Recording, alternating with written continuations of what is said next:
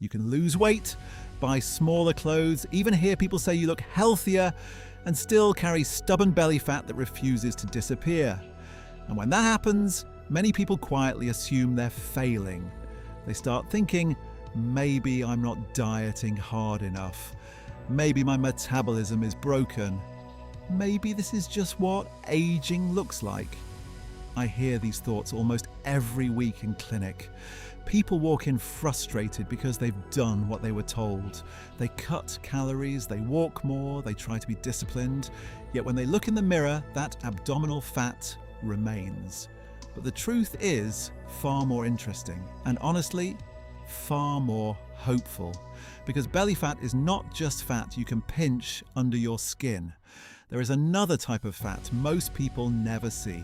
And this is the fat that actually matters most. Imagine your body like a house. The fat under your skin is like furniture in the living room. You can see it, you can rearrange it, it changes appearance, but it usually doesn't interfere with how the house functions. Visceral fat is completely different. Visceral fat is like clutter hidden inside the walls, wrapped around electrical wiring and plumbing. From the outside, the house may look perfectly fine, but inside pressure builds, systems struggle, efficiency drops. This fat surrounds your liver, pancreas, intestines, and major blood vessels. And unlike regular fat, visceral fat behaves almost like its own organ. It actively communicates with the rest of your body. It releases inflammatory chemicals, it disrupts hormones, it changes how your body handles sugar, energy, and even appetite signals. This is why visceral fat is strongly connected to type 2 diabetes, fatty liver disease, heart disease, stroke risk, and even certain cancers. So when people ask me, why is belly fat more dangerous than fat elsewhere? The answer is simple. It isn't just stored energy, it is biologically active tissue sending stress signals throughout your system every single day. But here's the encouraging part. Even though visceral fat is dangerous, it is also incredibly responsive to the right changes. In fact, once your body receives the correct signals, visceral fat is often the first fat to shrink. Today, I want to show you how that happens, using real physiology, not quick fixes. Let's begin with food, because every meal you eat is sending instructions to your metabolism. Picture two people eating dinner. Both consume roughly the same number of calories. But one plate is mostly processed carbohydrates and low-nutrient foods, while the other plate is filled with colorful vegetables, fiber, and natural nutrients. Calories may look similar on paper. Inside the body, however, completely different biological conversations begin.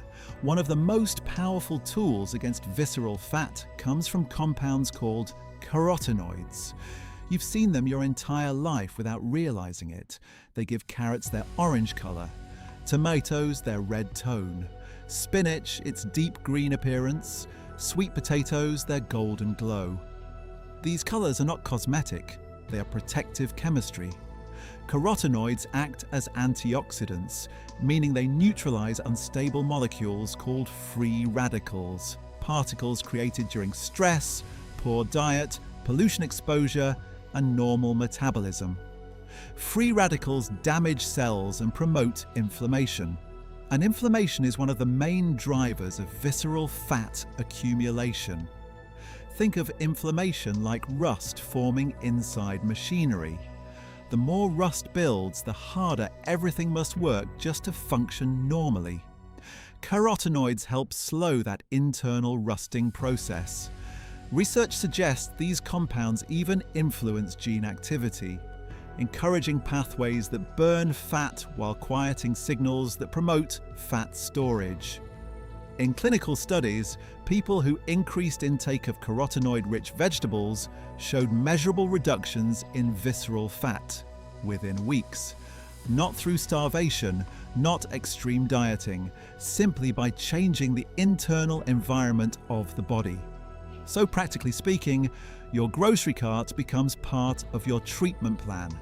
Colorful vegetables are not decorations on the plate, they are metabolic tools. carrots, peppers, leafy greens, squash.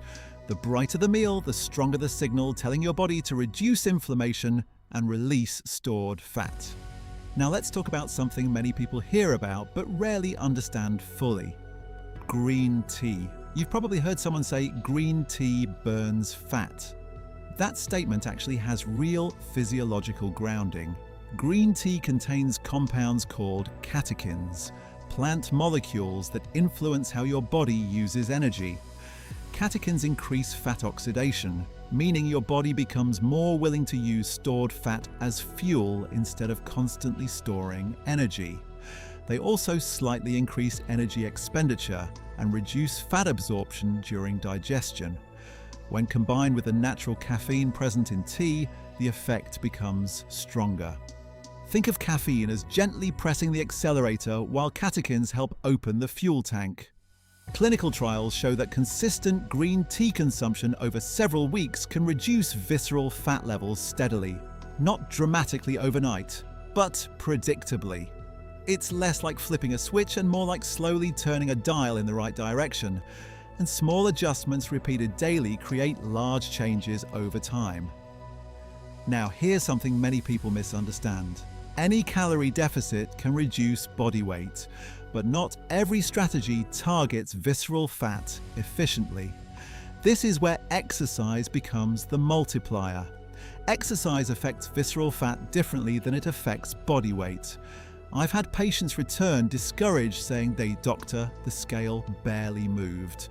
But their waist size decreased, their blood sugar improved, their energy returned, because visceral fat was shrinking even though total weight changed very little.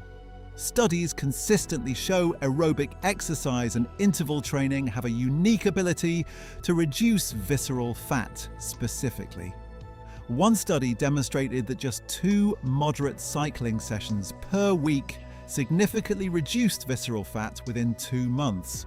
Not daily exhaustion, not extreme workouts, just consistent effort. The intensity level is surprisingly manageable. Imagine walking fast enough that you can still talk, but you sound slightly out of breath. That is the metabolic sweet spot. At that level, your muscles demand more energy, insulin sensitivity improves, and visceral fat becomes a preferred fuel source. High-intensity interval training works similarly by creating short bursts of higher demand followed by recovery. Both approaches work. The deciding factor is not perfection, it is consistency. The best exercise is not the hardest one. It is the one you repeat week after week. Because biology rewards repetition more than intensity. And here's an important lesson many people need to hear. The scale does not tell the full story. Body composition changes long before dramatic weight loss appears. You may be losing dangerous internal fat while maintaining muscle and hydration, which keeps body weight stable. That is progress, even when the numbers disagree. Researchers also observe something fascinating. Exercise benefits are dose-dependent, meaning gradual increases in activity continue improving visceral fat reduction. But extreme calorie restriction does not provide the same ongoing benefit. In other words, starving yourself stops helping after a point. Movement keeps helping. So the goal is not punishment, the goal is alignment with biology. When you combine nutrient-dense foods, antioxidant-rich vegetables, supportive beverages like green tea, and consistent movement, powerful internal changes begin. Inflammation decreases, hormones rebalance, insulin sensitivity improves, fat storage signals quiet down, and visceral fat begins releasing energy back into circulation. Slowly at first, then visibly, then sustainably. And this is why belly fat loss is less about willpower and more about understanding signals. Your body is not resisting you, it is responding exactly as it was designed to respond. Change the signals and the outcome changes. If this explanation helped you understand your body differently, stay with me for the next video where we explore the daily habits that accelerate metabolic healing even further. Stay healthy, and I'll see you there.